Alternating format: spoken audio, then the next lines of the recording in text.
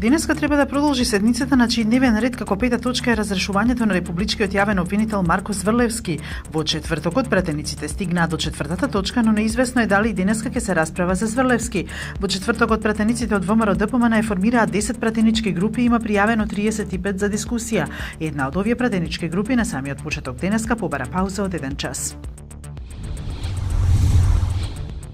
Храната од која појадувале вработените во фабриката Леар во Тетово во саботата била соодветно дистрибуирана, чувана и послужена во оригинално пакување и со адекватен рок на употреба. Ова го утврдила Агенцијата за храна и ветеринарство, откако пред 2 дена беа затруени 25 вработени во Леар. Земени се мостри од храната, од работните површини во мензата, како и од вработеното лице што ја послужувало храната.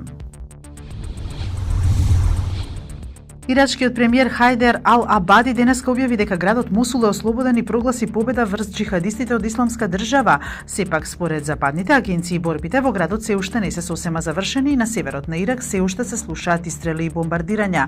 Мосул од 2014 беше главното упориште на Исламската држава.